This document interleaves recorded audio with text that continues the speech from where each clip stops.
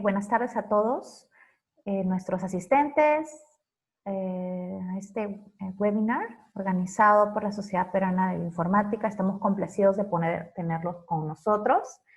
Les agradecemos mucho la acogida a nuestros eventos y pues ya estamos en el 11º webinar del día de hoy 28 de junio del año 2020. Entonces, vamos a empezar en esta tarde. Buenas tardes con todos. Bienvenidos al evento Bioinformatics Application, nuestro 11º webinar en la temática de inmunoinformática, que lleva como título Avances de los desarrollos en busca de una vacuna y un tratamiento de inmunización pasiva inmunización pasiva contra el COVID-19. En nombre de la Sociedad Peruana de Bioinformática y la comunidad científica lambayecana. Mi nombre es Cleidio Osorio, formo parte de la directiva de la Sociedad Peruana de Bioinformática y seré su moderadora en el webinar de hoy. La Sociedad Peruana de Bioinformática es una asociación peruana sin fines de lucro, fundada el 23 de julio del año 2019 y tiene como objetivo integrar a la comunidad peruana dedicada a la bioinformática, impulsar el uso y el desarrollo de la bioinformática en el país, combatir las disparidades y promover las buenas prácticas en investigación.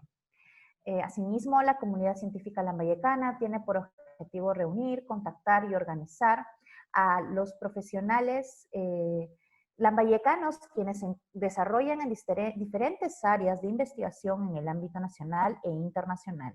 De esta forma, la comunidad científica lambayecana buscaría tener representatividad en temas de interés regional y nacional. En esta oportunidad tenemos al doctor Mirko Simic Peralta. Él es jefe del Laboratorio de Bioinformática, Biología Molecular y Desarrollos Tecnológicos en los Laboratorios de Investigación y Desarrollo de la Universidad Peruana Cayetano Heredia. Tiene como líneas de investigación telediagnóstico de tuberculosis, aplicando microbiología, tratamiento de imágenes y tecnologías avanzadas de telecomunicaciones, estudio del mecanismo de acción y resistencia a piracinamida de Mycobacterium tuberculosis, aplicación de la inmunoinformática en el desarrollo de vacunas multiepitópicas y predicción de antígenos de inmunodiagnóstico. Finalizada esta presentación, se va a proceder con las preguntas que alguno de los asistentes tenga. Agradecería por favor que puedan dejar sus preguntas por el chat de esta misma plataforma y yo procederé a leerlas al final de la presentación. Agradezco por favor que apaguen sus micrófonos y cámaras para evitar interrupciones en la presentación. Muy bien, sin más que informar, le voy a ceder la palabra al profesor doctor Mirko Simic Peralta. Es un honor tener con nosotros al presidente de la Sociedad Peruana de Bioinformática. Bienvenido, doctor.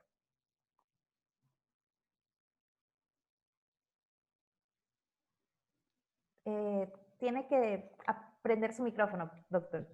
Ahora sí. Muchas gracias, Cleidy. Buenas noches a todos.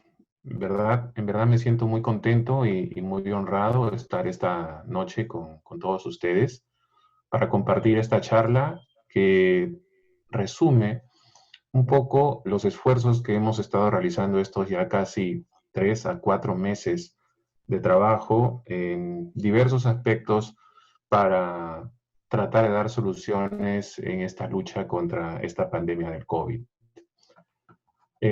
Voy a compartir mi pantalla en este momento.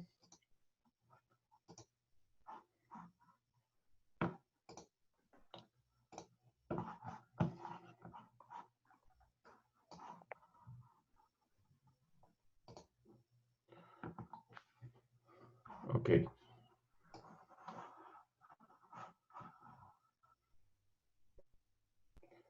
Bien.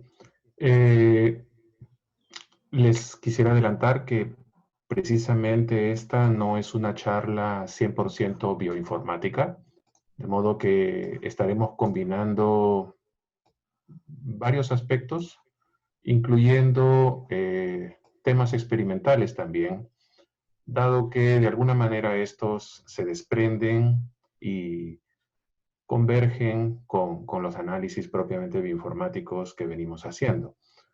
El eje central será mostrarles a ustedes los avances en el desarrollo de una vacuna. En realidad son 5 las que hemos probado, los voy a mostrar en un momento, de una vacuna y una terapia para el COVID.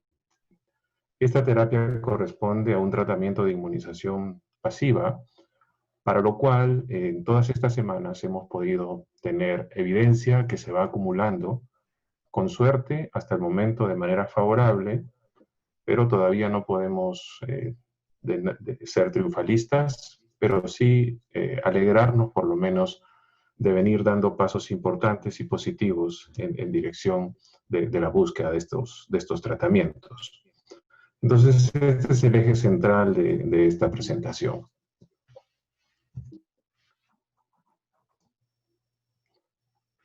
Bien, el agente etiológico del COVID-19 es el virus SARS-CoV-2. Es un virus coronavirus de ARN. En el núcleo de la partícula viral está la molécula de RNA, empaquetada y asistida por las proteínas de la nucleocápside. Hay una membrana lipídica que lo rodea, y esa es la razón por la cual cualquier elemento químico que desestabiliza las bicapas lipídicas, como el simple jabón o detergente, son tan efectivos para inactivar al virus. Y atravesando esta membrana hay varias proteínas, las que destacan como la proteína E, la S, la M. Y es la proteína S, la proteína Spike, es la proteína S, la proteína Spike, la que tiene el rol de poder generar o inducir el proceso mismo de infección. Si ven mi puntero en este punto, acá, esta estructura proteica media rosada es la proteína Spike, la cual está interactuando con el receptor ACE2 de la célula humana, en este caso. Esta interacción induce, como en todos los casos de endocitosis, un cambio conformacional en el receptor que favorece un reclutamiento de clatrinas por la parte interna de la bicapa y empieza a hacer un cambio en la topología de la membrana lipídica, al punto que, vamos a decirlo coloquialmente, esta bicapa engulle al virus y lo internaliza, ¿no? Este es el típico proceso de endocitosis.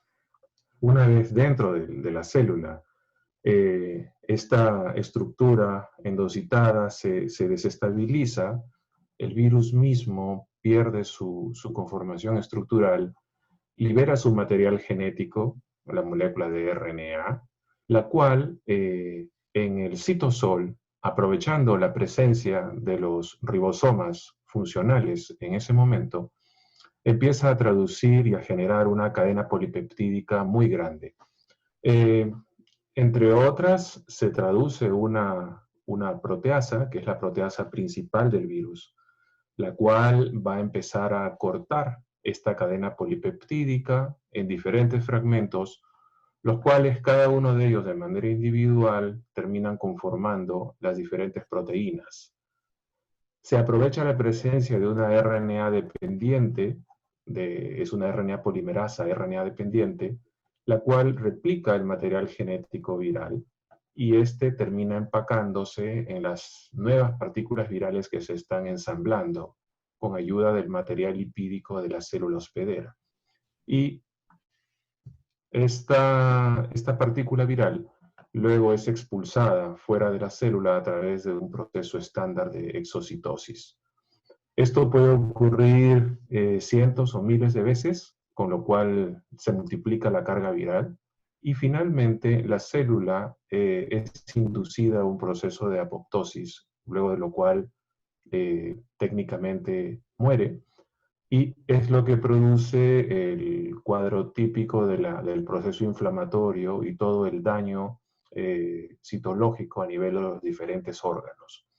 Sabemos que los órganos más afectados son el pulmón, el intestino, el tejido cardiovascular, y también se menciona el tejido neurológico, el sistema nervioso central, Todos estos órganos tienen células en donde hay una alta expresión del receptor ACE2, que es la puerta de entrada propiamente del virus. Como pueden ustedes ver aquí, hay diferentes pasos en los cuales un tratamiento antiviral podría actuar.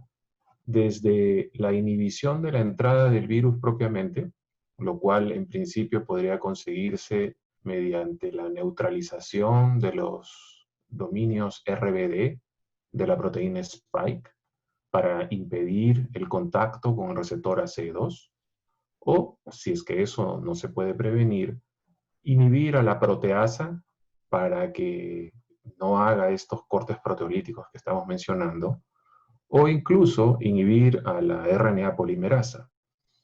Digamos, estos serían los 3 targets terapéuticos entre los más importantes mencionados hasta la fecha para el virus SARS-CoV-2.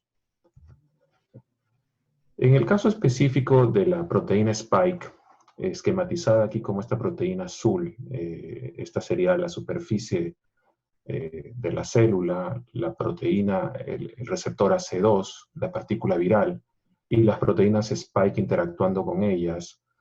Lo que vemos es que la proteína Spike tiene dominios, subdominios y un motivo adicionalmente. La proteína Spike tiene un dominio S2, que es la región más próxima a la bicapa lipídica propiamente.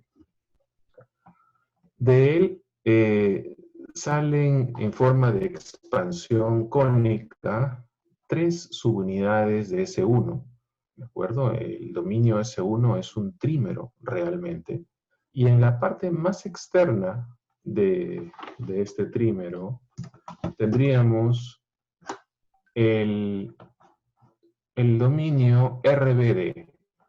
Si lo representamos acá, este cono que estamos viendo en este esquema, lo vemos aquí, por este lado. Se abre en forma cónica, y el dominio RBD es la parte más distal, ubicada en la estructura del gen. Aquí tenemos la RBD. La parte más distal es un subdominio del dominio S1, y en la parte más distal aún de RBD hay un motif, que es esencialmente la colección de aminoácidos de RBD que hacen el contacto directo con el receptor ACE2. Obviamente, estos aminoácidos juegan el rol más importante en términos de la interacción y el establecimiento de la endocitosis, dado que ellos son los últimamente responsables de dicha interacción. En el desarrollo de las vacunas, cuando hablamos de la capacidad de tener anticuerpos neutralizantes, en esencia lo que se necesita es tener anticuerpos que actúen sobre alguna parte de este virus y que tengan la capacidad de bloquear esta interacción. Las proteínas virales internas obviamente no son candidatos buenos para una vacuna porque los anticuerpos no las van a ver, aunque sí podrían ser importantes para el establecimiento de una respuesta celular citotóxica. No bromeo. Aunque sí podría tener un efecto importante para el establecimiento de una respuesta celular citotóxica, como decía. Sin embargo, desde el punto de vista del efecto neutralizante de los anticuerpos inducidos, estos tienen que dirigirse sobre algún lugar de la superficie de la proteína para jugar un rol de inhibición. Evidentemente, la proteína candidata es la proteína Spike, ¿no? Es toda esta proteína que estamos viendo aquí. La gran pregunta y la gran duda es, ¿qué parte de la proteína Spike es la que conviene usar como antígeno de inmunización? ¿Toda la S1, la S1 con la S2, solo la S2, el RBD solo?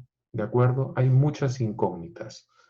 Lo que en última instancia se busca es que el antígeno que se utilice sea capaz de producir un anticuerpo, como el que vemos aquí, que tenga la capacidad de bloquear a la proteína Spike.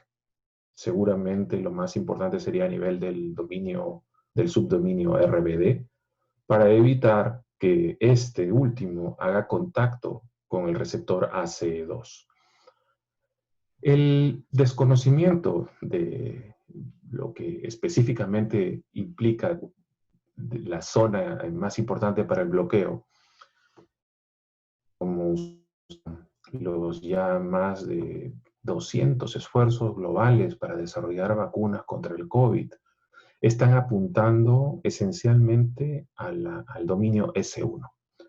Esto incluye, por supuesto, al subdominio RBD también. Nosotros, en nuestro grupo de investigación colaborativo entre la empresa Farvet y nuestro laboratorio en la Universidad Cayetano Heredia, con quienes nosotros con Farvet venimos teniendo una colaboración ya de aproximadamente 8 años, aportando y apoyando en diferentes proyectos en los componentes bioinformáticos relacionados al desarrollo de vacunas aviares. En el mes de enero, cuando todavía no teníamos la cuarentena en Perú, pero los casos existentes en China se veían venir a galope, se tomó la decisión de emprender un proyecto para el desarrollo de una vacuna para COVID. Y en aquel momento, cuando todavía no había la gran información que había hoy, se optó por analizar varios posibles antígenos candidatos. Produjimos la proteína S2, produjimos la proteína S1, el monómero, también la proteína S1 trimérica, que incluye al subdominio RBD, y también a este subdominio RBD solo, el cual felizmente se permite estar estable estructuralmente hablando, aislado del resto de S1. El contacto entre ellos es un solo canal, loop, y pues hacer un corte ahí permite tenerlo suficientemente estable. Al punto que, les adelanto, hasta el momento RBD es el mejor candidato que hemos logrado tener hasta la fecha. En unos momentos les daré más detalles. Entonces, para propósitos del desarrollo de una vacuna, todos los esfuerzos mundiales están apostando por usar el dominio S1, incluyendo el RBD u otros. Es lo lógico, ¿no? Porque de bloquear este dominio, evitaríamos este contacto y con ello evitaríamos la endocitosis del virus y detendríamos todo su proceso de replicación. Es lo más lógico para pensar, por supuesto. Lo que en estos momentos diferencian a casi todos los esfuerzos de vacunas en el mundo es algo adicional al antígeno, repito, porque todos estamos apostando por el S1, pero lo que están cambiando son, uno, el uso de adyuvantes, y dos, la manera de vehiculizar la vacuna. Algunos esfuerzos, como Moderna, por ejemplo, apuestan por las vacunas de RNA, las cuales ingresan hacia la célula y se traducen y producen el antígeno. Otras vacunas, como la de Oxford, está apostando por vehiculizar el antígeno en un virus. En China, Sinopharm está apostando por desarrollar vacunas de virus atenuados.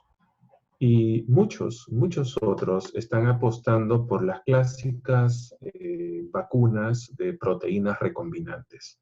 Nosotros estamos en este grupo.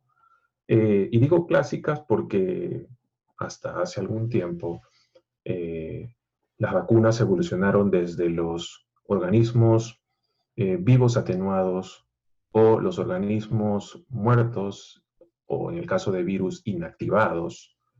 Y estos luego evolucionan a la segunda generación de las vacunas recombinantes, las cuales no está todo el organismo, sino solamente algunas proteínas.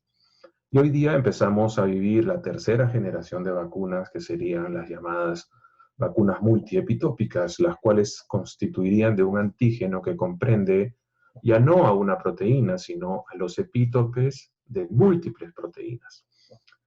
Esto, debemos aclarar, todavía no está del todo bien desarrollado, pero hay grandes avances, hay muchos esfuerzos por diferentes grupos del mundo y con suerte en algunos años tendremos las herramientas suficientemente efectivas para poder identificar y predecir correctamente cuáles son esos epítopes del patógeno que se necesitan utilizar para poder elicitar una respuesta humoral y celular protectiva, ¿no? Eso sería lo ideal, porque de esa manera las vacunas serían mucho más efectivas en términos de beneficio versus cantidad de material vacunal que se utiliza, ¿no? Por cada microgramo de material vacunal, al tener una vacuna multipitópica, tenemos 100% de material efectivo, protectivo, lo cual no ocurre con la proteína recombinante, ni mucho menos con la proteína del patógeno completo. En fin, eso es una disciplina que sigue desarrollándose y esperaremos a que ocurra en algún momento. Todavía no estamos en esa época, de modo que lo que nos queda es trabajar con las proteínas recombinantes o con los virus atenuados. Considerando que estaríamos trabajando con este antígeno S1, la gran pregunta es, ¿qué secuencia de S1 debemos usar para desarrollar una vacuna? En este momento hay más de 3.000 secuencias genómicas de SARS-CoV-2 depositadas en las bases de datos públicas, entre ellas algunas aisladas de pacientes peruanos.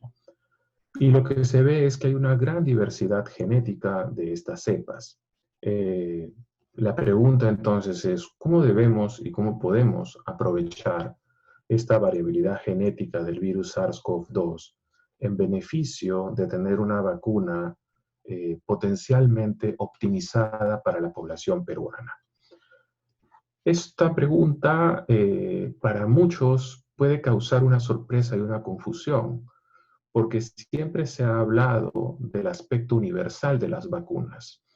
Y el concepto de personalizar o de optimizar una vacuna para una cierta población puede sonar algo completamente artificial o inalcanzable.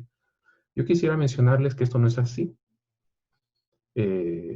Existen conocimientos y evidencias de que hay por lo menos 2 mecanismos a través de los cuales nosotros podemos optimizar una vacuna y personalizarla para una cierta población. Uno de ellos tiene que ver con la variabilidad genética de las cepas, en este caso del virus SARS-CoV-2 o en general del patógeno que está causando la enfermedad en una cierta población. Si nosotros podemos identificar que en una cierta población existe una cepa predominante con una genética suficientemente distinta de las demás, está claro que nosotros deberíamos aprovechar esa variación genética, esa secuencia específica de aminoácidos para poder optar por un antígeno vacunal optimizado. ¿De acuerdo? De modo que eso es algo completamente razonable. El otro aspecto por el cual una vacuna puede personalizarse y optimizarse tiene que ver con la genética del sistema inmune de los hospederos o de los individuos que van a ser vacunados, en este caso de los humanos. El sistema inmunológico humano es variable a nivel de sus genes y eso provoca que los mecanismos de reconocimiento y presentación de antígenos, como el complejo mayor de histocompatibilidad clase 1 y clase 2, tenga capacidades distintas de reconocer a un péptido para presentarlo a los linfocitos CD4, CD8, para que estos se activen y desencadenen todo el proceso de generación tanto de anticuerpos como de una respuesta celular propiamente. Entonces, nuestras proteínas MHC clase 1, clase 2, nuestros genes, son diferentes de una persona a otra y mucho más de una etnia a otra o de una población a otra. Esto que ocurre en humanos se ve mucho más acentuadamente en animales. Farvet es una empresa que trabaja en el desarrollo de vacunas veterinarias, con énfasis en vacunas aviares y vacunas porcinas. Y desde el año 2008 aproximadamente, justamente con David Requena y otros más, Manuel, quien dio una charla ayer, Hugo, Valdivia, etc., comenzamos este sueño de poder entender el mecanismo del sistema inmunológico de las aves, ¿no?, de los pollos, para poder predecir cuáles son aquellos péptidos que tienen la capacidad de ser reconocidos por el complejo mayor de histocompatibilidad del pollo. Y entre los varios estudios que hicimos, uno de ellos fue un censo genético de poblaciones de pollos de diferentes granjas de la costa peruana. Y encontramos a nivel de los complejos mayores de histocompatibilidad, y se encontraron que hubo una gran variabilidad, pero había un alelo particularmente importante porque era el más prevalente en estas poblaciones. Entonces, si nosotros encontramos que para una población hay un alelo del complejo mayor de histocompatibilidad que sea el más importante por su prevalencia, es decir, por su abundancia en la población, es razonable pensar que si nosotros buscamos antígenos que tengan más afinidad por este complejo MHC, estaríamos teniendo un efecto positivo. De modo que eso es factible. Y en humanos esto es factible también, porque existe un gran desarrollo de una disciplina que se conoce como inmunoinformática, que estudia precisamente la capacidad de estas proteínas del sistema inmunológico, los MHCs, clase 1, clase 2, de poder reconocer a los diferentes péptidos, con qué afinidad y con qué estabilidad los pueden reconocer para poder ser presentados al sistema inmunológico. De modo que, entonces, con el conocimiento del genoma de la cepa SARS-CoV-2 aislada en Perú, aprendimos que es polimórfica respecto de las cepas reportadas en otras partes del mundo, por supuesto. Una cepa para todo un país evidentemente no es una muestra, pero era algo en ese momento, porque la pregunta era, ¿qué hacer? ¿De acuerdo? ¿Qué secuencia empezar a producir para que este sea el candidato de antígeno vacunal? O nos íbamos al genoma referencial de Wuhan, o nos íbamos a las cepas de España, de Italia, etc. Hicimos dos. Una correspondiente a la cepa española, apostando bajo la hipótesis de que tal vez estas sean las que llegaron con mayor probabilidad al Perú y sean las que están circulando en el Perú, de modo que si usamos esa secuencia aminoacídica, tal vez podríamos tener la capacidad de potenciar la vacuna para las cepas que están circulando en el Perú. No hay que olvidarnos que en un momento dado todos los países cerraron fronteras y ya no hubo más un intercambio de cepas entre países, de modo que las cepas que originariamente ingresaron, ellas fueron las que se han propagado a lo largo de todo el país. De modo que hay una alta probabilidad de que ciertas secuencias se puedan conservar y podamos aprovechar ese hecho para que nuestro antígeno vacunal candidato precisamente sea aquel que tenga como target a esa secuencia propiamente. Y bueno, así se hizo. Como les comenté, produjimos la S1, la S2, la S1 monomérica, la S1 trimérica, y para esto usamos un artefacto que corresponde a acoplar a 3 cadenas de S1 una región tipo cápside que corresponde a la hemaglutinina del virus de influenza, lo cual generaría una especie de protección para mantener la estabilidad de este trímero. Y la proteína N, por si acaso, pensando que podría tener un efecto a nivel de inducción de una respuesta celular. Y bueno, eso fue lo que se hizo y empezamos a producirlo en células de insecto SF9 utilizando el mecanismo del baculovirus. En breve les daré una justificación de por qué se usó el cultivo en células de insecto SF9. Tiene dos ventajas muy importantes que me gustará mostrarlas.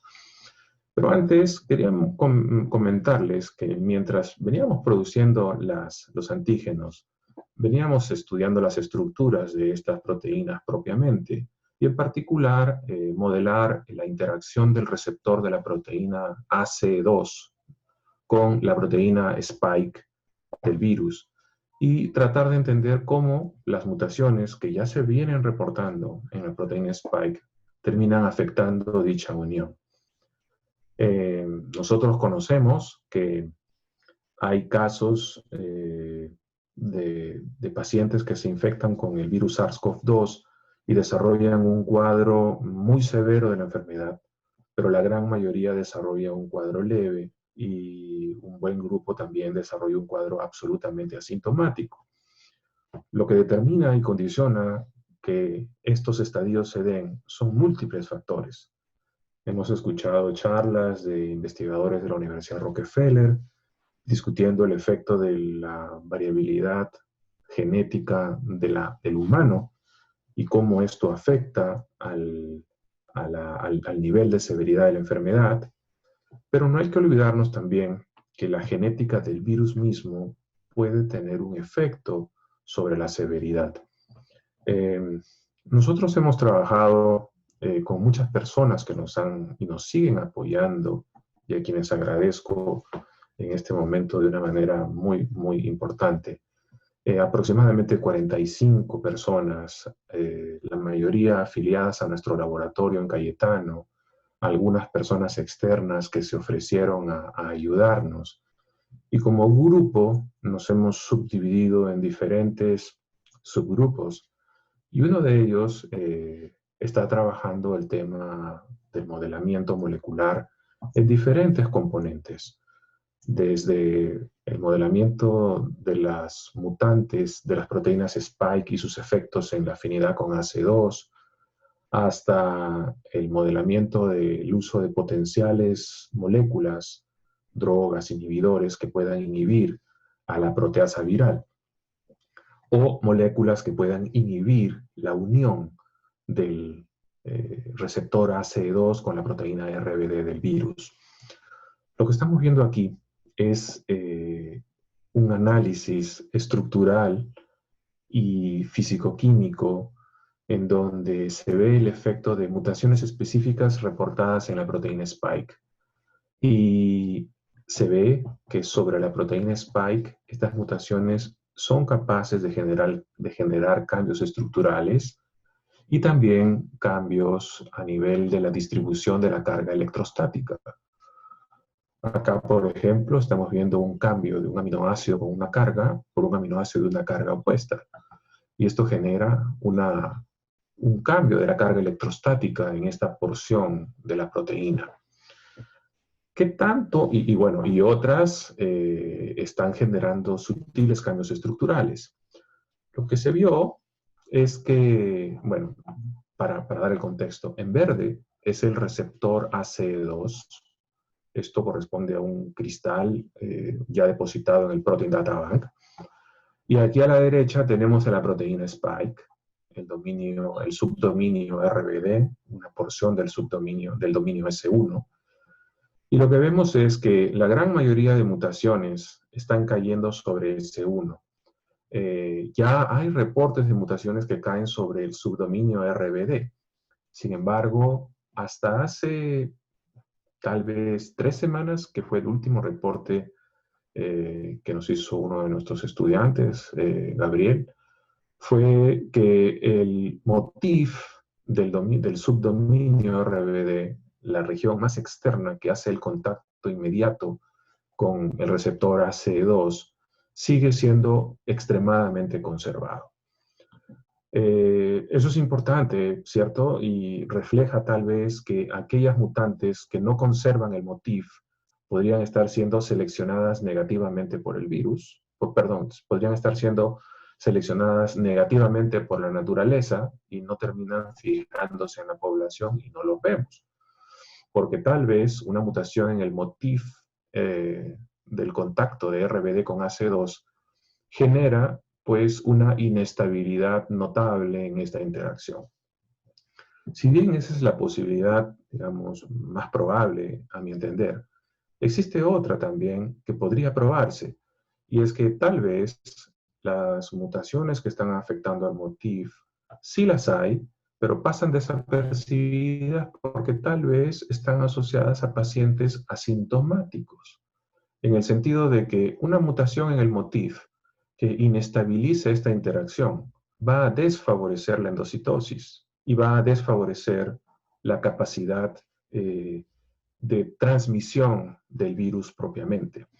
Y tal vez disminuya también la patogenicidad del mismo. Y tal vez termine causando un cuadro simplemente asintomático.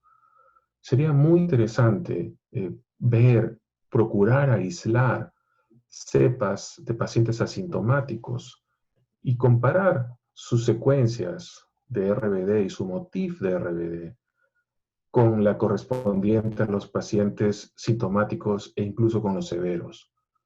Yo me atrevería a apostar y a predecir de que en los pacientes con COVID severo, esta interacción debería ser muy fuerte y en los pacientes menos severos o los asintomáticos, esta interacción debería reducirse y tal vez habría mutaciones en el subdominio ACE2 asociados. Bueno, en todo caso, estamos aquí frente a muchas personas como ustedes interesados en bioinformática. Los quisiera alentar a que analicen esto. Digamos, a nuestro grupo nos faltan manos, sinceramente, para analizar las tantas ideas que se ocurren en las diferentes reuniones de grupo que tenemos, ¿no? Pero, digamos, creo que valdría o sería muy interesante tener esa capacidad de análisis.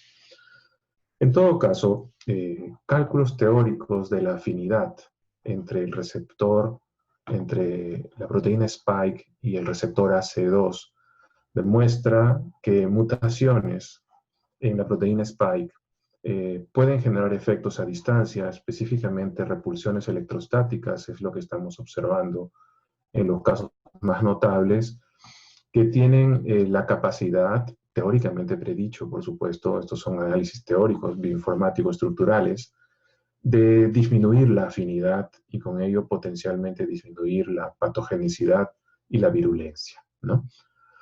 Entonces,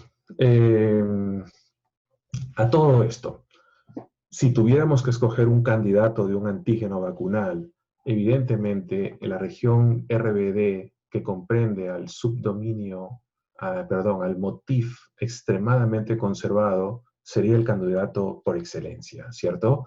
Porque si tuviéramos un anticuerpo que se une directamente en esta zona, va a tener una alta capacidad de competir con la ACE2 y prevenir este contacto. Si bien el resto de la proteína S1 también es un buen candidato, existe la posibilidad de que algún anticuerpo que pueda interactuar con el resto de S1 por debajo, por S2, no impida tan fuertemente esta interacción y termine el ACE2 compitiendo y desplazando al anticuerpo. Este simple hecho de observación que estoy mencionando ha tenido varias confirmaciones, entre ellas una muy interesante por nuestro propio grupo, y es que cuando logramos producir todos los antígenos, y a esto quisiera comentarles que la proteína S1 trimérica falló, no se pudo secretar. Recuerden, las células de insecto SF9 están en un cultivo, el baculovirus ingresa, deja el material genético y la célula empieza a producir la proteína y a secretarla. Y finalmente nosotros recogemos, cosechamos las proteínas vacunales del medio extracelular. Y a partir de él lo purificamos. Lo que pasó con el antígeno S1 trimérico es que no era secretado de una manera eficiente. Fue una gran pena porque era un candidato al cual le teníamos mucha fe, dado que era la manera de imitar de la manera más cercana posible a la forma trimérica que tiene S1 en la naturaleza en la conformación del virus mismo. Entonces S1 falló, S2 y N fueron puestos en stand-by porque empezaron a salir reportes de que estas proteínas no tenían capacidad inmunogénica importante y finalmente nos quedamos con la RBD y con la S1 monomérica. Y esas dos proteínas son las que vienen corriendo hasta el momento en la fase preclínica en ratones, que luego se los voy a comentar en unos minutos. Bien, entonces, ya teníamos las proteínas, ¿sí? Y ahora teníamos que tener un plan de desarrollo de la vacuna anti-SARS-CoV-2. Y para esto quisiera comentarles que en el Perú jamás antes ha habido un esfuerzo similar a este que les estoy presentando para producir una vacuna, ni tampoco un farmacológico. Todos los ensayos clínicos realizados en el Perú han correspondido a fase 3.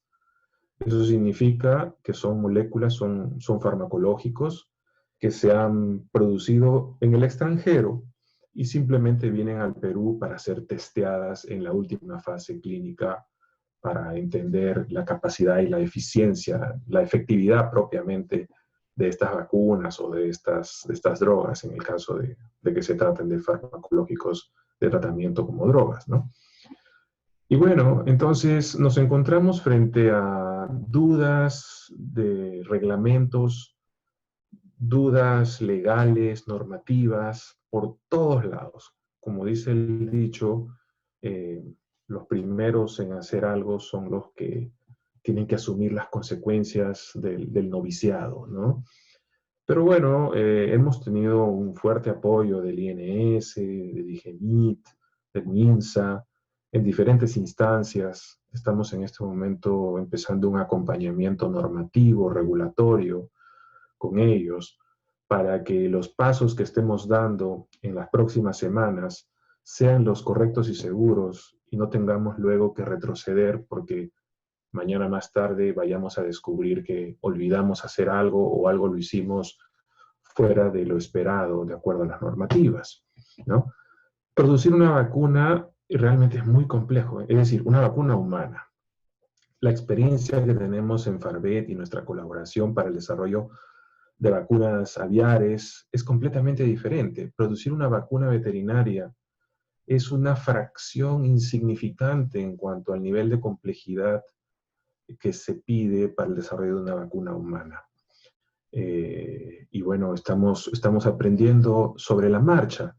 Realmente, cada semana que avanzamos, estamos viendo algo técnico, científico, y a la par estamos viendo muchas cosas de normativas y regulaciones y conversaciones, etc. En ese sentido, digamos, las grandes compañías farmacéuticas transnacionales que están trabajando en las vacunas del SARS-CoV-2 tienen una muchísima mayor ventaja que nuestro muy modesto grupo peruano que trata de hacer su mejor esfuerzo en este aspecto, ¿no? Pero a pesar de ello, sabiendo que es un problema extremadamente complejo y grande, se decidió asumir el reto, aun cuando sabemos que probablemente la vacuna peruana no se llegue a producir, o aún si es que se llegase a producir, su contribución sería modesta en cuanto a su efecto protectivo para combatir la enfermedad propiamente. Pero hay otras razones que justifican hacerlo, ¿no? Y es que si no lo hacemos, tenemos 100% de certeza de que no va a funcionar y no vamos a lograr nada. Si lo intentamos, por lo menos tenemos alguna probabilidad diferente de cero a nuestro favor de que funcione. Y apostamos por eso, ¿no? Por esa esperanza de que algo funcione, número uno. Número dos, como país, como peruanos, creo que todos aspiramos a tener el derecho de tener una vacuna propia, porque este problema es global, las vacunas van a ser escasas, muy solicitadas, va a haber una gran competencia económica entre países y tal vez el Perú no esté entre los primeros que pueda ser beneficiado con las dosis suficientes para proteger a toda la población peruana. Y número 4, si damos este paso, estamos dejando un hito en el quehacer científico-tecnológico peruano, que estaría demostrando que tenemos la capacidad de hacer cosas importantes si es que nos lo proponemos. Y esto, visto ante los ojos de las autoridades políticas, creemos que es sumamente valioso. Nuestro país, como muchos otros en subdesarrollo, se caracterizan porque la clase política no ve a la comunidad científica con el valor debido.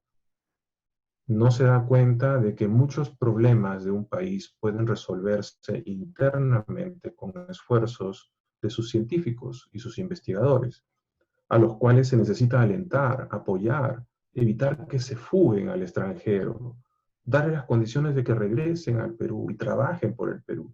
Digamos, en lo personal, eso es un sueño que yo tengo y eso es algo que yo quisiera que algún día se cristalice y, digamos, venir a trabajar al Perú sea algo muy atractivo, ¿no es cierto? Entonces, David. ¿Sí? No, yo estaba muteado. Ya. Alguien habló por ahí. Entonces, digamos, hay muchas razones también no científicas que justifican el dar este paso, ¿no? Que al mismo tiempo, les digo, es un gran sacrificio. Todo el equipo de personas, yo mismo, todo el equipo de Farvet y todas las personas, en estos meses trabajamos durísimo, muchas horas del día, con pocas horas de sueño, alto nivel de estrés, tratando de avanzar y poder ir al ritmo que nos permita al menos tener la posibilidad de, en algunas semanas, completar la fase preclínica en animales y tentar la posibilidad de que esta vacuna pueda ser probada en humanos, al menos en la fase 1 en el Perú. Bueno, eso sería algo increíble para la comunidad científica peruana y abriría espacios y oportunidades para que esto se dispare hacia muchas otras aplicaciones, ¿no? Entonces, esas también son justificaciones que tomamos en consideración para embarcarnos en esta empresa tan dura y someternos, en muchos casos, a críticas muy duras de la gente, ¿no? Que con todo derecho manifiestan sus opiniones y pues lo mencionan, ¿no? Pero hay situaciones en donde necesitamos asumir y absorber todas esas críticas con la convicción de que estamos haciendo algo correcto y estamos yendo por el camino debido, ¿no? Entonces, en ese sentido, todo este proceso comenzó con un análisis bioinformático, en donde se analizaron los genomas, las secuencias, se mandó a producir, no lo hicimos en el país, los baculovirus, porque a nosotros nos iba a tomar un tiempo considerablemente mayor si es que tercerizábamos el proceso en una compañía biotecnológica, y así se hizo. Para fines de abril llegaron los baculovirus al Perú y se empezó a hacer la producción de las proteínas recombinantes S1, S2, RBD en las células insecto SF9.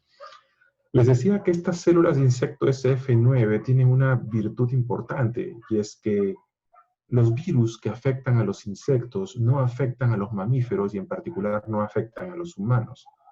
De modo que, a diferencia de tener una vacuna de proteína recombinante producida en un cultivo de células mamíferas, la nuestra tiene riesgo nulo de que por ahí hubiese una contaminación viral que se meta dentro de un lote de una producción de la vacuna. El baculovirus, el vector mismo, es inocuo para las células mamíferas también. Y además, el sistema de SF9, células de insecto, está montado en Farvet, está ya trabajando, usando una tecnología muy avanzada, desde los bioreactores hasta los filtros tangenciales y los sistemas de purificación, que si bien corresponden a un laboratorio de producción de vacunas veterinarias, la infraestructura técnica y los procedimientos y las metodologías corresponden a las mismas tecnologías que se utilizan en la producción de vacunas humanas, ¿no? Entonces, esto ya lo hemos completado, y el siguiente paso fue iniciar la fase preclínica. Básicamente, los estudios de inmunogenicidad y de seguridad en animales. Hemos empezado en ratones. En una semana más debemos terminar el estudio de inmunogenicidad y seguridad en ratones. Ya estamos teniendo los primeros resultados y son muy alentadores. Y el siguiente paso sería escalar a primates no humanos, que podrían ser monos rhesus o Monos aotus. Esto lo estaríamos haciendo en colaboración con NAMRU, a quienes estamos debiendo una respuesta muy urgente que debemos dársela quizá esta noche para aclarar algunas dudas que nos plantearon, ¿no? Lo que se ve en la fase preclínica básicamente es demostrar que la vacuna sea segura en animales y que sea inmunogénica. Que sea inmunogénica significa dos cosas: que produzca una inmunidad humoral y también que produzca una inmunidad celular. Y que sea segura implica también dos cosas: una seguridad subjetivamente observada por un equipo de médicos veterinarios que observan diariamente a los animales, terminando con una observación objetiva de un estudio histopatológico a nivel de todos los órganos luego de una necropsia, ¿no? Eso significa que en una semana un grupo de ratones van a ser sacrificados, se va a sacar células de vaso, se van a hacer ensayos de ELISpot para estudiar la inmunidad celular y se va a hacer todo un estudio histopatológico para demostrar que no hay ningún compromiso a nivel de órgano. Pasando esto, ingresaríamos a la fase preclínica en monos, de la misma manera que en ratones, también buscando inmunogenicidad y seguridad.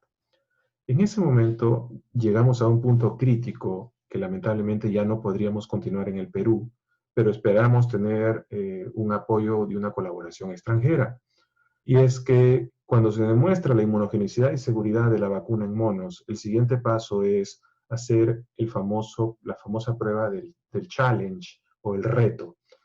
Es decir, animales inmunizados son infectados con el virus y se busca demostrar que la vacuna los protege.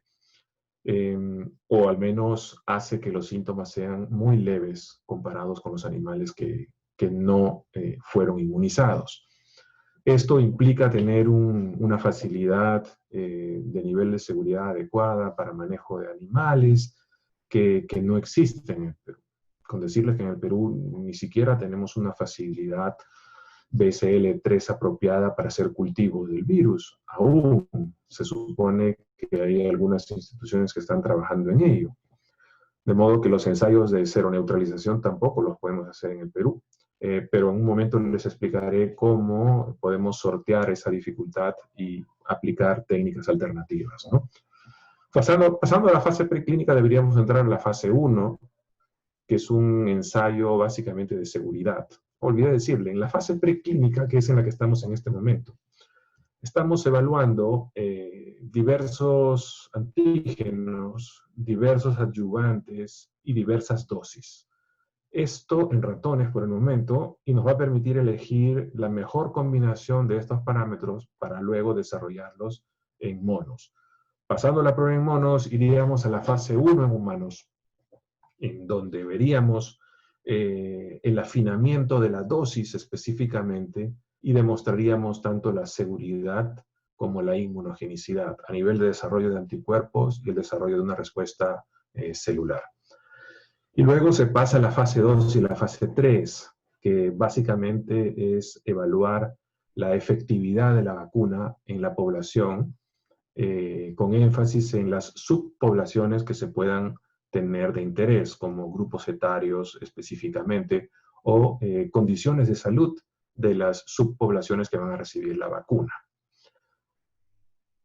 En este momento es probable, hay negociaciones con varias compañías en el mundo, una de ellas Sinopharm de China, quienes están interesados, ¿no?, en ver la posibilidad de probar una fase 3 de su vacuna en el Perú, y bueno, es todo un tema ya muy, muy cerrado en conversaciones, por supuesto, para discutir estas posibilidades, ¿no?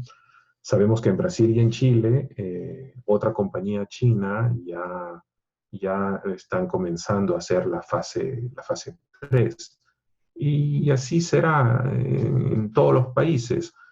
Los que empiecen a sacar primero sus vacunas van a solicitar a los diferentes países hacer las fases 3 para poder tener finalmente la licencia de comercialización de su vacuna, ¿no?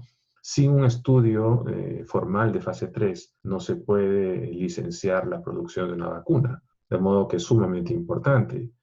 Y por otro lado, los escenarios ideales para probar la fase 3 de una vacuna son poblaciones en donde todavía hay una alta transmisión. Y Perú, Brasil, Chile, ustedes saben muy bien, dentro de nuestra región, son los países que tienen la mayor alta tasa de transmisión en este momento. Bien, en Farbet se viene trabajando el primer paso de la producción de los antígenos con 3 familias de equipos. Uno de ellos, bioreactores, en donde se están propagando los baculovirus propiamente.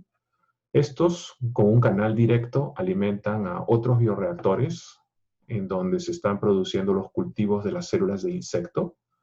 Y aquí, en el sobrenadante, estos son bioreactores pequeños, pero hay un bioreactor de 200 litros, en donde se puede obtener 20 litros de sobrenadante luego de pasarlos por un sistema de filtración tangencial.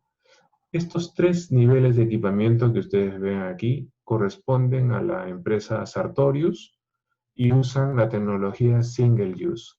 Eso significa que no necesitan tener sistemas o procedimientos de lavados especiales para poder descontaminar, sino son bolsas herméticamente cerradas, certificadas, incluso para uso de producción de vacunas humanas. Una vez que la filtración tangencial se ha dado y se ha reducido los 200 litros de sobrenadante aproximadamente a 20 litros, pasa por un sistema de cromatografía, por un equipo ActaPure como el que ustedes están viendo aquí.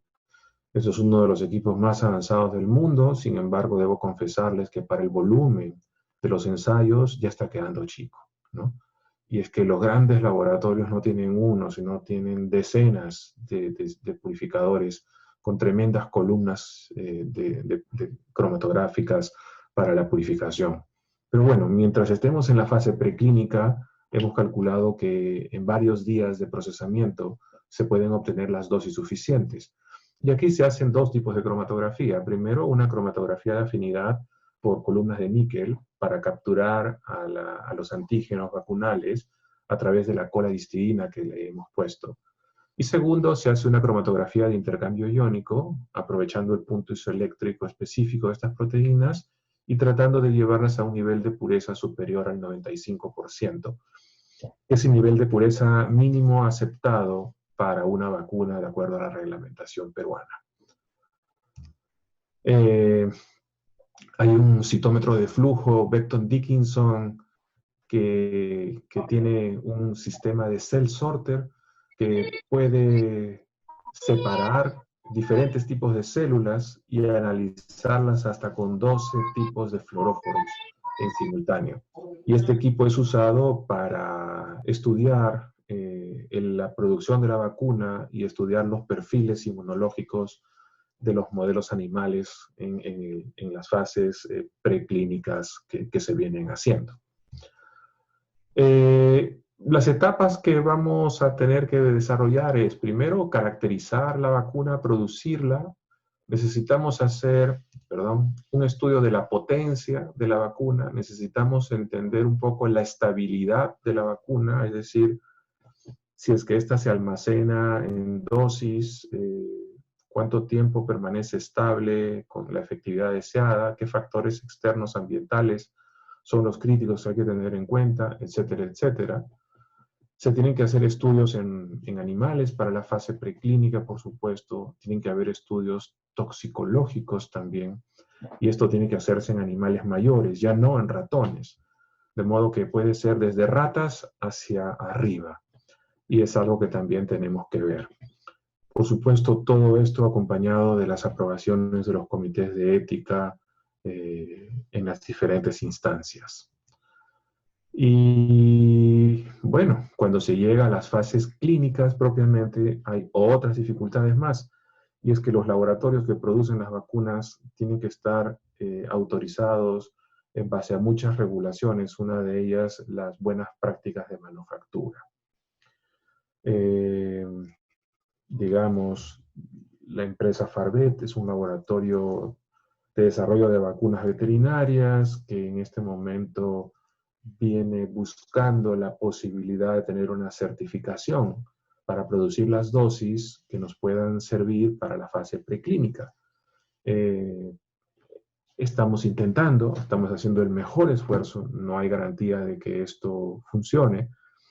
La próxima semana estará visitando a Chincha una comisión científico-tecnológica de Digemit INS y de las instancias específicas que dan estas certificaciones para hacer una observación de la planta, tomar notas de los procesos y tratar de hacer medidas correctivas si son necesarias.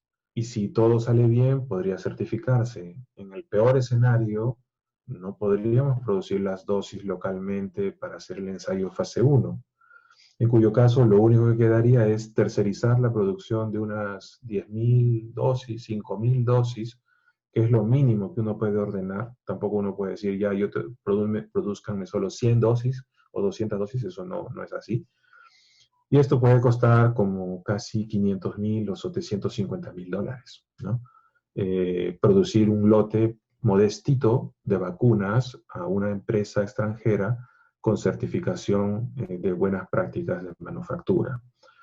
Entonces, es todo un tema adicional que se suma a los retos científico-tecnológicos propiamente, ¿no? Entonces, en este momento, en el ensayo preclínico, estamos trabajando con ratones BALB/C, hembras, en donde estamos dándoles 2 antígenos con 3 adyuvantes en 2 dosis. Estamos evaluando la respuesta humoral por titulación de anticuerpos con ELISA, la respuesta celular cuando se sacrifiquen a partir de células de vaso. Tenemos que ver también respuestas inflamatorias, si es que éstas se dan, y después ver la capacidad de tener linfocitos T de memoria adicionalmente. Los estudios de seguridad y toxicidad están en la lista, están al frente de nosotros. Necesitamos también evaluarlos debidamente. Y en un momento dado que esto es tan complejo y tan nuevo para nosotros, y dado que hay un alto riesgo de que lo que hagamos no satisfaga a las instancias auditoras, estaremos tercerizando estos servicios a la empresa Charles River para que ellos, con su tecnología validada y sus procedimientos validados, hagan todo el perfil de inmunogenicidad y seguridad para la vacuna, ¿no? En este momento, lo que quería comentarles es que estamos probando una vacuna adicional que entró al final, y nos está sorprendiendo muchísimo, y tiene que ver con el uso de una salmonela no patógena, que fue patentada por Farvet hace más o menos 3 años. Es una salmonela genéticamente modificada que ha sido adaptada también en cultivos múltiples y ha perdido su forma lisa y ahora es una célula rugosa. Esta salmonela ingresa por vía oral, llega al intestino, se replica por 5 días y luego se autolimita. Ya no se excreta más.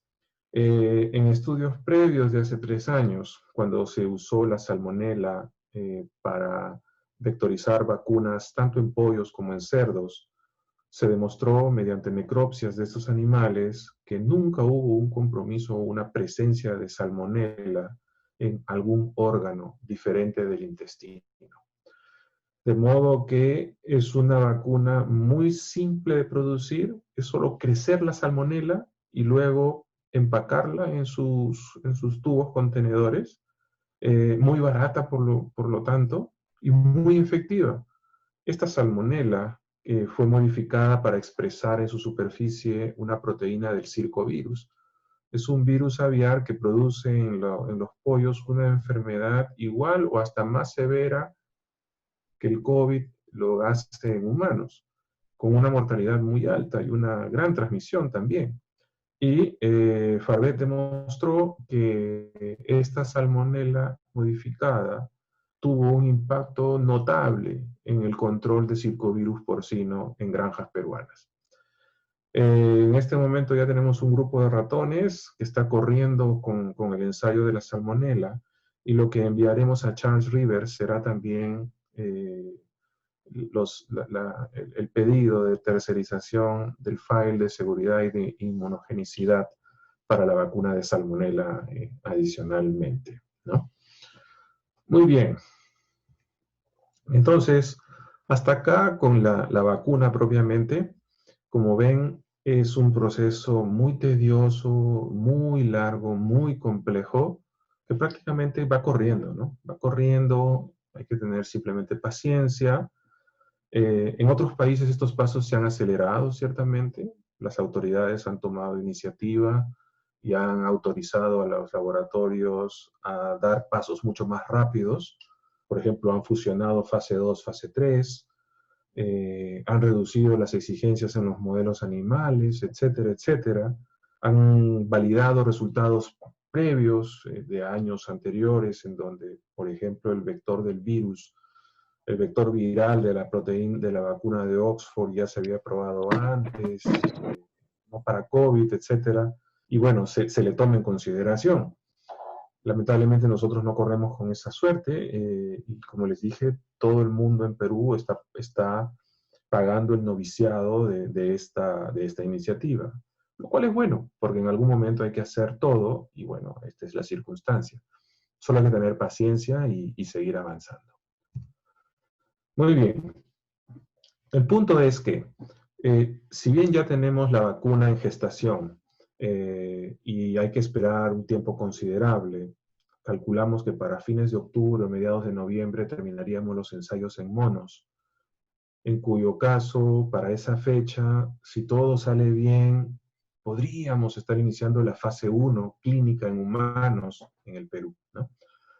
Mientras tanto, estamos viendo que no hay opciones terapéuticas aún, la mortalidad es muy alta, nuestro sistema de salud está colapsado, y no solo nosotros, sino todo el mundo, de modo que se necesitan buscar tratamientos alternativos, ¿no? Para eso nosotros estamos apostando por dos tipos de tratamientos. Uno de ellos basados en inhibidores de proteasa o bloqueadores de la proteína Spike. Y el segundo, en una terapia de inmunización pasiva, que lo explicaré en breve. El tema de los tratamientos de los inhibidores de proteasas virales y los bloqueadores de la proteína Spike han sido desarrollados hasta el momento de manera in silico, en los cuales se han analizado dos grandes familias de moléculas. Una de ellas, los flavonoides, y otra de ellas, una librería de moléculas y drogas con aprobación de FDA, que tengan un potencial efecto inhibidor contra el SARS-CoV-2. Los flavonoides son moléculas que son metabolitos secundarios, que están en muchas plantas, hongos, etc. Y hay mucha evidencia de tener efectos antivirales, efectos de inhibición de enzimas, entre ellas de proteasas. La proteasa viral, estamos viendo acá el esquema de SARS-CoV-2, nos muestra que es un dímero. De modo que podemos encontrar potencialmente 3 sitios de acción de una molécula que pueda inhibir la proteasa. Una de ellas, por supuesto, es el sitio en el guión del sustrato, ¿de acuerdo? Una molécula que compita con el sustrato, esta cadena polipeptídica, podría tener un efecto terapéutico. Otro sitio puede ser el sitio de dimerización, es decir, una molécula, una droga se intercala en la superficie de interacción del dímero y termina inhibiendo la formación del dímero y neutralizando la función de este. Pero potencialmente también puede haber un tercer sitio distinto de los otros dos, los llamados sitios crípticos, que son sitios distantes a los sitios, el sitio activo o el sitio de unión de sustrato o el sitio de dimerización, en los cuales una molécula que interactúa en este sitio críptico puede inducir un cambio conformacional a distancia, de tal modo que inestabiliza la función de esta proteína dimérica. Bien, con esos preceptos se hizo un trabajo, pero para eso hubo este artículo donde se había visto cómo algunos flavonoides podían inhibir a la proteasa de SARS-CoV. Y la SARS-CoV-2 es muy parecida estructuralmente a la proteasa de SARS-CoV. Hay un porcentaje de identidad importante, no lo tengo en la memoria en este momento, pero si es que no me equivoco, debe ser alrededor de 60% de identidad. Pero en particular los sitios de unión al sustrato son mucho más conservados que ese porcentaje. De modo que hacía pensar de que estos flavonoides demostrados en SARS-CoV podrían eventualmente trabajar en SARS-CoV-2. Y así se emprendió un proyecto bioinformático estructural para hacer un análisis in silico. Se hizo un data mining primero a partir de muchas bases de datos,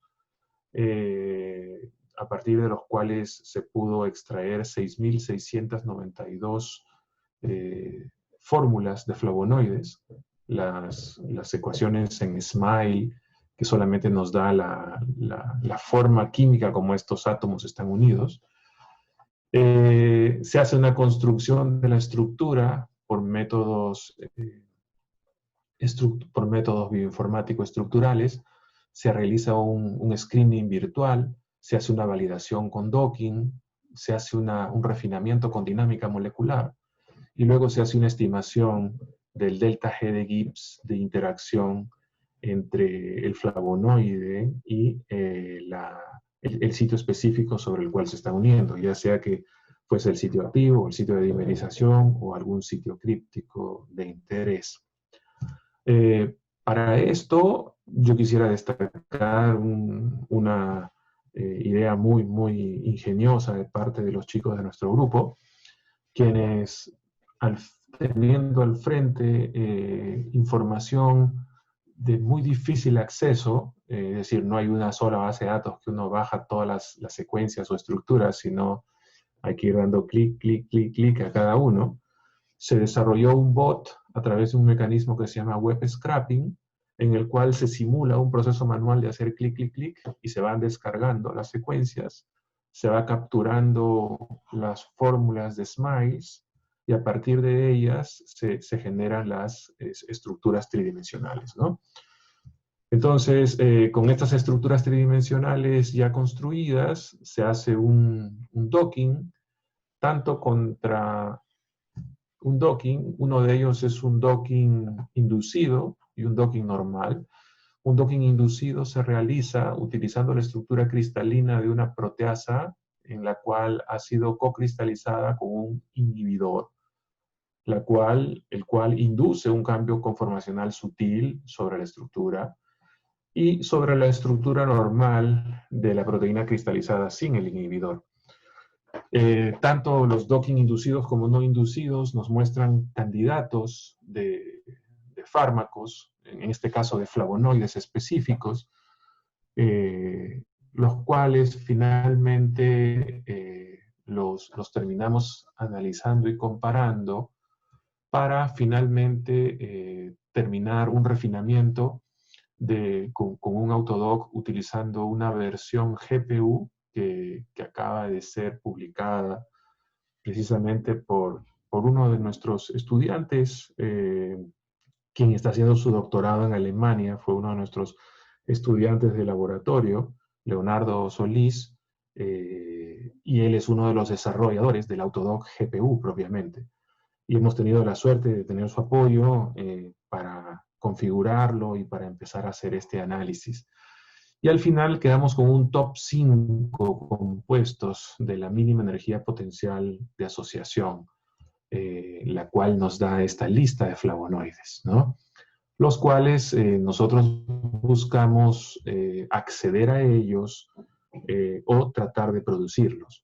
Eh, Nuestro equipo de chicos que trabaja en esto ha mandado decenas de correos a diferentes investigadores de diferentes laboratorios del mundo, solicitando su apoyo para ver si tienen en stock estos flavonoides producidos y si estarían dispuestos a colaborar y proporcionarnos. Algunos ya nos han contestado, algunos están en camino, y bueno, podemos probar estos flavonoides, como en un momento les voy a mostrar.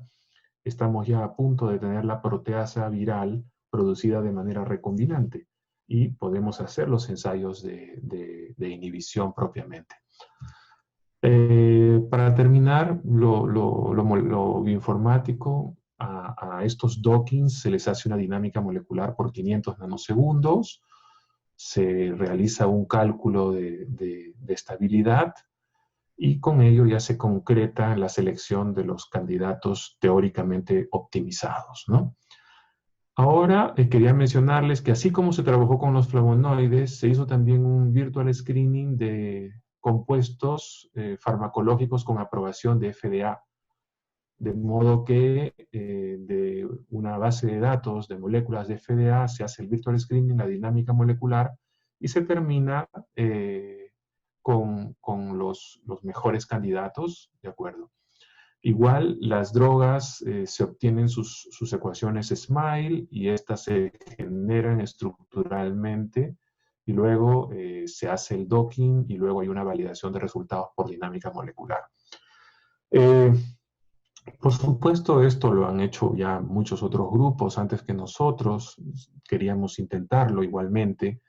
Son cálculos muy demandantes. En un momento tuvimos la suerte de tener el apoyo de una supercomputadora de la Universidad de San Luis Gonzaga de Ica, pero lamentablemente hubieron problemas técnicos que no permitieron que esta siga funcionando, pero no nos rendimos y usamos nuestro clúster de GPUs que tenemos en nuestro laboratorio en Cayetano, y en un tiempo tal vez 20 veces, 30 veces mayor, estamos ya por terminar los cálculos y tenemos la satisfacción de haberlos hecho ya nosotros mismos, propiamente en el laboratorio, ¿no? Algo que llama la atención es que en este top 30 aparece, fíjense, la ivermectina. Estamos produciendo la proteasa del virus SARS-CoV-2. Recibimos de donación el plásmido que tiene clonado el gen de la proteasa del grupo del doctor Yang en China, si es que no me equivoco, sí, en China. Este plásmido nos llegó, este artículo fue publicado en Nature. Este plásmido nos llegó, ya lo hemos expresado, lo estamos purificando, hemos visto que se expresa bastante bien en diferentes líneas celulares, y bueno, ya estamos en procesos de la purificación para poder empezar a evaluar diferentes candidatos de inhibidores de proteasa, ¿no? En particular, aquellos flavonoides que les mencioné han sido predichos de manera teórica, ¿no? Por supuesto, todo esto lleva también la necesidad de hacer publicaciones. Nuestro grupo no ha podido publicar todavía de manera significativa, pero se nos viene un buen paquete de artículos que vamos a sacar prácticamente en simultáneo. Y es que, bueno, nos ha tomado considerable tiempo hacer todos estos estudios que les he mencionado, ¿no? Los bioinformáticos ya están a punto de salir en estos próximos días, y los experimentales, algunos de ellos también, otros no, en fin, solo hay que ir avanzando, ¿no? Un ensayo adicional que hicimos fue lo que llamamos un ensayo libre de virus para determinación de potenciales moléculas con capacidad de inhibir la unión del virus SARS-CoV-2 con el receptor ACE2 de las células humanas. Ciertamente este fue un proyecto financiado por Concitec. Hemos tenido la suerte de tener el financiamiento de Concitec, nuestro grupo Farvet Cayetano, para 4 proyectos, ¿no? La vacuna, para evaluar potenciales fármacos, uno para desarrollar una prueba de diagnóstico rápido basado en resonancia plasmónica superficial, es una técnica óptica.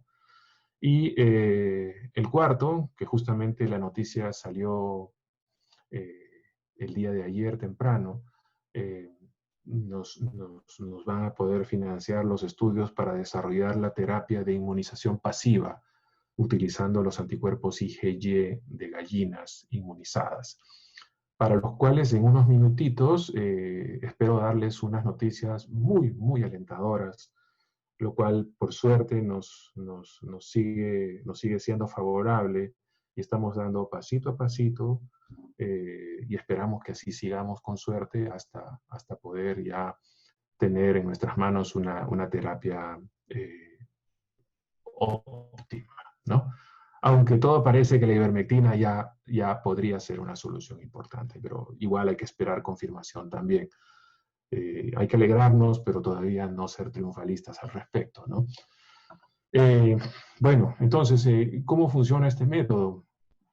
Tenemos un cultivo de células Vero E6, las cuales naturalmente expresan en su superficie el receptor ACE2, y tenemos anticuerpos anti-ACE2 que pueden bloquearlo. Tenemos la proteína Spike, la proteína RBD propiamente, y cuando la proteína RBD se une a la célula Vero E6, podemos aplicar un anticuerpo que reconoce a la proteína RBD, y este anticuerpo venir marcado de dos maneras, con un fluoróforo para medir directamente la señal de fluorescencia en un espectrofluorómetro, o puede venir marcado con una enzima HRP para hacer un ELISA, ¿de acuerdo?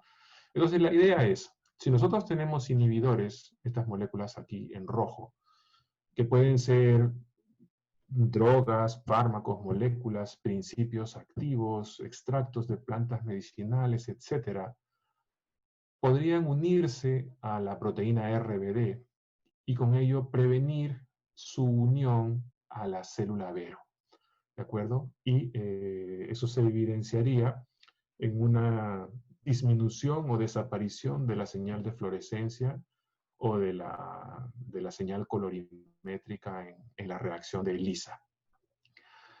Cuando nosotros hicimos este estudio, les confieso, fue mucho antes de que GenScript saque su kit, que actualmente lo está comercializando a un costo de casi 400 o 700 dólares, depende del tipo de reacciones que hay, bastante caro, en el cual hacen casi exactamente lo mismo, pero en vez de usar la célula Vero, la proteína ACE2 ha sido producida de manera recombinante y está inmovilizada en una placa de ELISA, ¿no?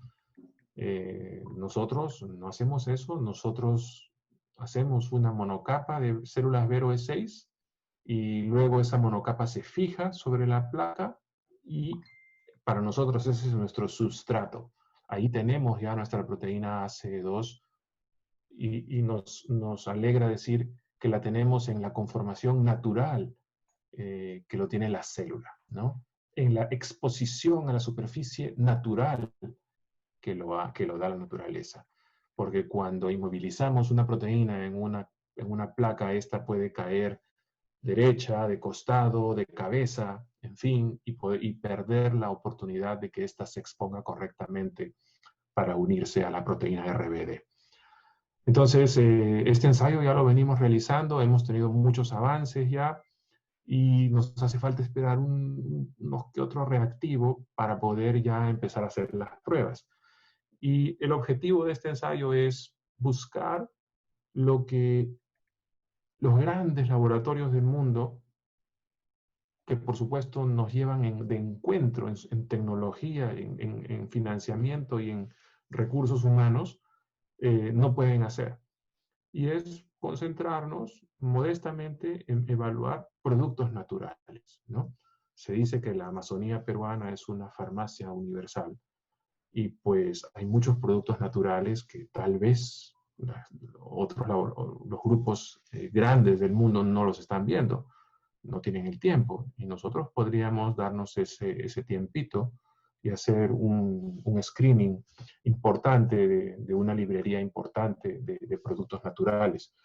Y para esto hemos tomado contacto con diversos grupos que vienen trabajando en productos naturales y nos han ofrecido mandar los extractos cuando se los solicitemos, ¿no? Para poder hacer estos screenings in vitro. Por supuesto, de encontrarse evidencia de alguna molécula, el ensayo final sería un ensayo de cero neutralización. Y esto tendría que ser tercerizado en empresas extranjeras que reciben las moléculas y hacen el ensayo de cero neutralización con el virus, ¿no? Esto es un ensayo libre de virus, como ven ustedes.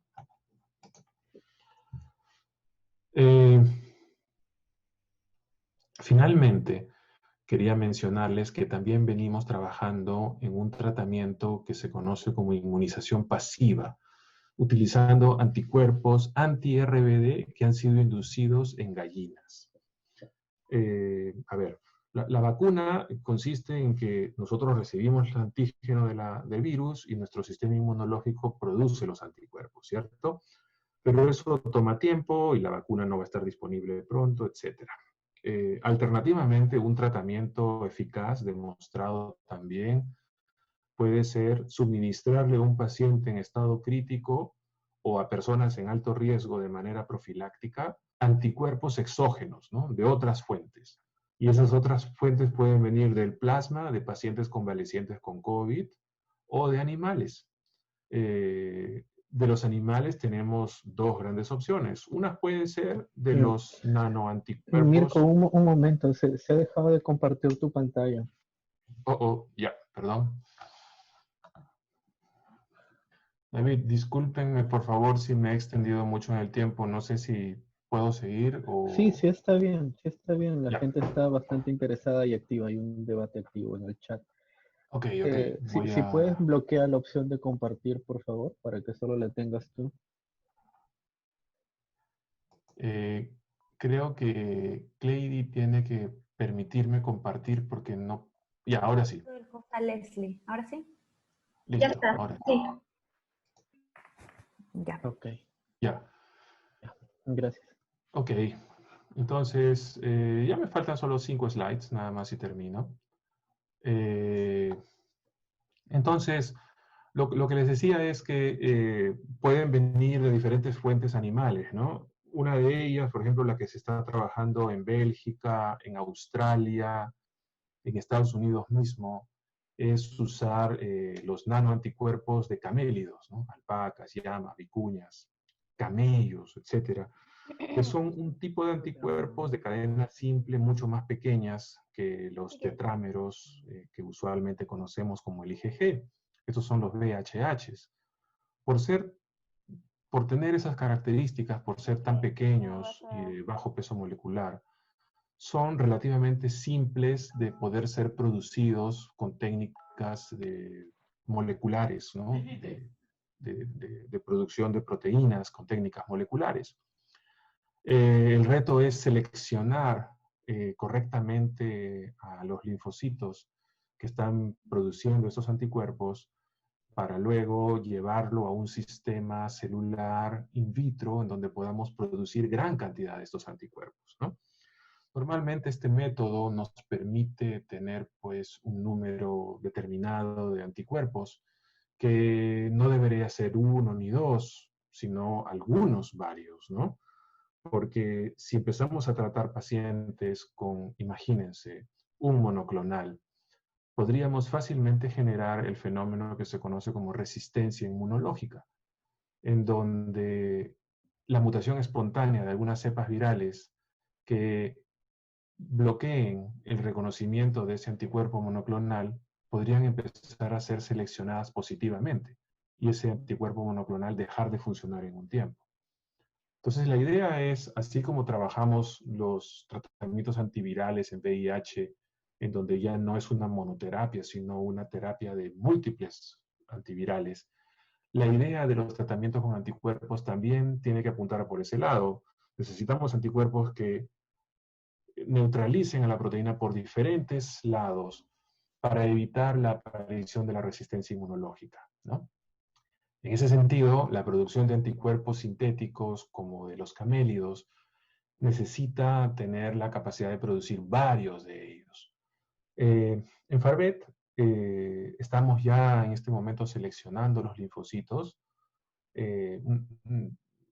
para que en más o menos 30 días tengamos ya aquellas clonas que van a tener capacidad de producir los VHHs contra la proteína RBD.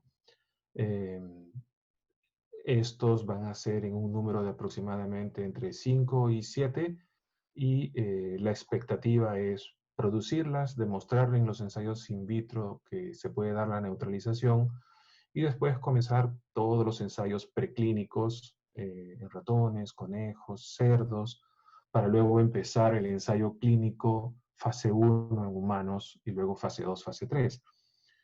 Como ven, en 30, 35 días recién tendremos los linfocitos. Échenle 2, 3 semanas más para empezar a producir los anticuerpos, poder purificarlos, empezar con los ensayos preclínicos. Toma un montón de tiempo, ¿cierto? Se sabía, y lo sabemos desde un comienzo, que esto era así. Y esto sumado a todas las dificultades que trae hacer ciencia o hacer investigación en el Perú. No tenemos las grandes facilidades que tienen centros de investigación en el primer mundo. Entonces, es doblemente complicado realmente. Pero ahí vamos, ¿de acuerdo? Apostando a que algo pueda salir y intentándolo. Intentándolo es lo importante. Entonces, pensamos, ¿por qué no, mientras tanto, hacemos algo diferente? Y para esto, hace 3 años, con el doctor Manolo, habíamos pensado en hacer un tratamiento de IgE para Helicobacter pylori. Fíjense, las terapias con IgE son los anticuerpos de las gallinas, ¿no? Cuando uno inmuniza una gallina, a los días, a las 3 semanas específicamente, 4 semanas con mayor intensidad, la gallina alcanza sus mayores títulos de anticuerpo. Y lo interesante es que los anticuerpos no solo se quedan en sangre, sino que pasan a el huevo, a la yema. Y uno puede purificar los anticuerpos a partir de la yema del huevo. De modo que podríamos pensar que esos anticuerpos purificados de la gallina puedan ser usados como una terapia de inmunización pasiva. Han habido muchos trabajos en los últimos 25 años. Si revisamos la literatura con cuidado, los IgGs se han propuesto utilizar en muchas enfermedades. Y hoy día estaba conversando con el doctor Vitaliano Cama, quien ahora trabaja en CDC y él hace 25 años estaba trabajando en esto. Y van desde gotas para enfermedades oftálmicas, como un herpes virus, por ejemplo, y gotas de IgE para el herpes virus, hasta gotas intranasales para infecciones respiratorias, o fluidos que uno puede beber o enviarlos a través de una sonda nasogástrica para que lleguen más protegidos, con la instancia final de generar un efecto terapéutico, ¿no? En el caso específico de los huevos, hay que reconocer que el IgE no despierta la respuesta del complemento, y eso es muy bueno, porque evita esa reacción del sistema inmunológico humano que podría tener un lado negativo frente a un tratamiento como este. Ahora, por otro lado, si es que nos ponemos en el escenario de una administración por vía oral de estos anticuerpos, no hay que olvidarnos que nosotros, cada vez que comemos un huevo crudo o un huevo a la inglesa, digamos, que haya sido cocido a menos de 60 grados centígrados, temperatura a la cual está demostrado que los IgGs permanecen todavía estables, podrían ser viables y podrían llegar al estómago, duodeno, intestino y ser absorbidos, ¿no? Eventualmente. Alguien por ahí puede pensar, no, las enzimas, las cisteínoproteasas y los ácidos del estómago, o las serinoproteasas y los niveles extremadamente básicos del intestino, podrían estar alterando la estructura de estas proteínas. Tal vez sí, ¿de acuerdo? Pero vamos a probarlas. Y en unos minutitos les voy a dar unos resultados muy, muy interesantes y muy esperanzadores que hemos obtenido justamente esta semana que ha transcurrido, ¿no? La semana pasada. Bueno, el tema es que si nosotros inmunizamos gallinas, en el huevo vamos a encontrar anticuerpos policlonales. Es decir, no es un monoclonal, ¿no? Eso nos salva de ese problema, potencial riesgo de generar una respuesta inmunológica si es que damos una terapia, una monoterapia con anticuerpos monoclonales. Entonces son policlonales.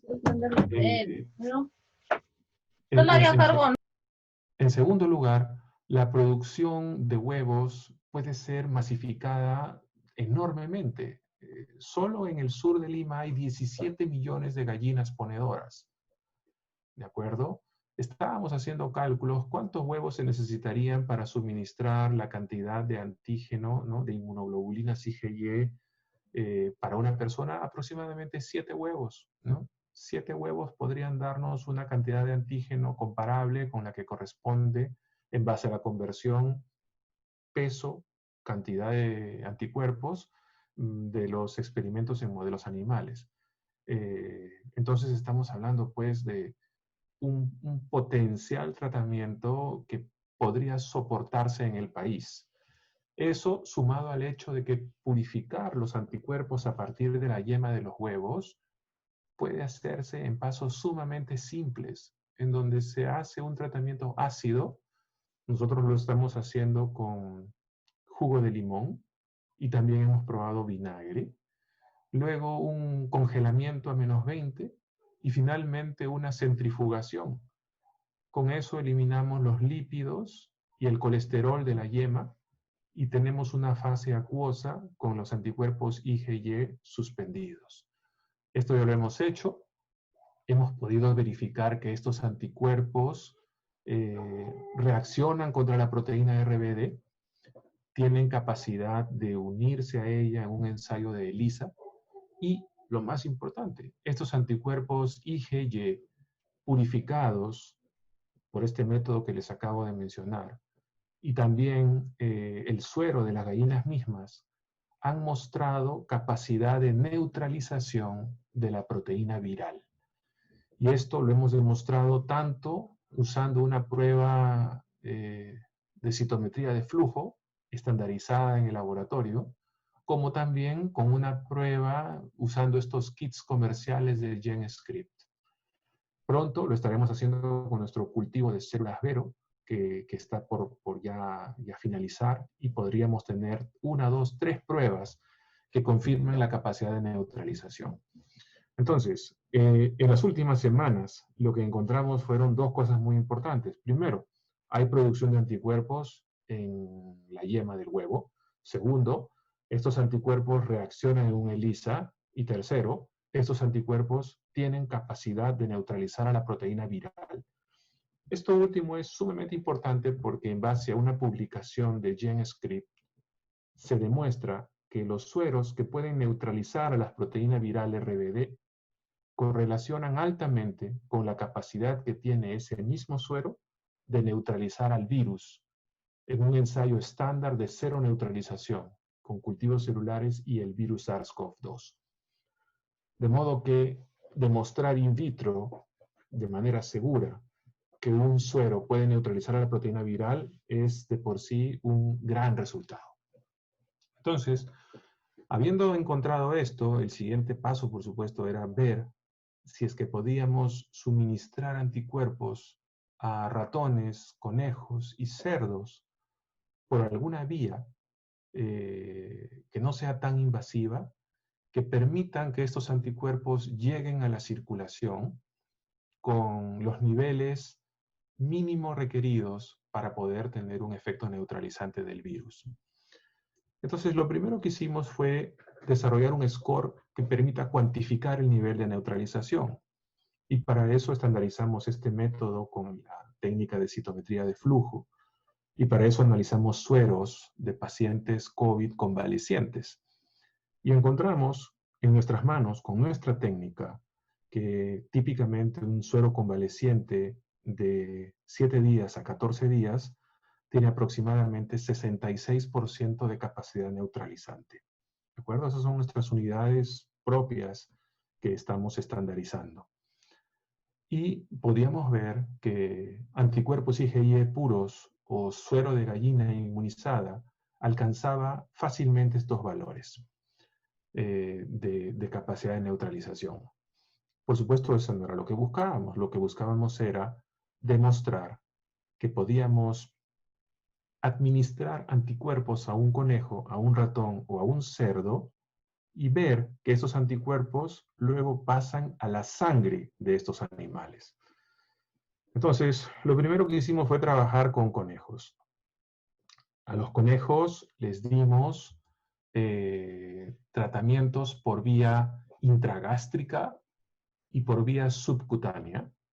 Perdón, el intragástrico en realidad fue oral, fue una sonda corta para un dosificador de fluidos para el ratón, una inyección subcutánea, también intraperitoneal, y también hicimos una administración de estos anticuerpos por vía intranasal.